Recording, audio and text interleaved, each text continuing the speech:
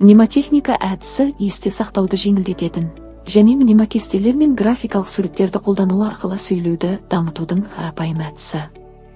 Қазіргі кезде мектеп жасына дейінгі балалардың тілін дамытуда мнемотехниканы қолдану өзекті. Мнемотехника мыналарды дамытуға көмектеседі. Ассоциативті ойлау, көру және есту жад. Көру және есту зейіні, қиял, жүйелі сөйлеу, қолдың ұсақ моторикасы. Мнемотехника оңай жолдан қиынына қарай құрылады.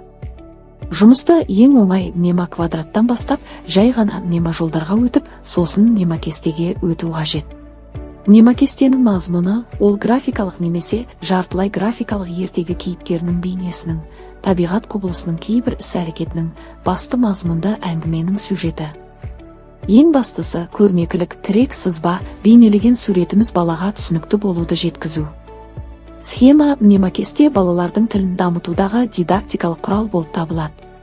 Оны біз қолданатын кезіміз сөздік қорын байыту үшін, әңгіме құруға үйретуге. Мектепке дейінгі жастағы балаларға түрлі түсті мнемокесте беріледі, өйткені балалардың есінде тек бөлшек бейнелер ғана есте қалады. Мысалы, шажасыл, жидек қызыл. Кейін бұл суретті қиындатып немесе басқа суретпен ауыстыруға болады. Балаға мнемкестелердің көмегімен тақпақтарды, жұмбақтарды жаттап, ертегілерді әңгімелеп беру жеңіл әрі қолайлы. Құрылған кесте балаларға өз бетінше заттың ерекшеліктерін байқауға, олардың айтылу кезегін белгілеуге көмектесіп, сөздік қорын байытады. Мнемотехника бойынша оқыту кезең-кезеңмен жүргізілгенде ғана нәтиже береді.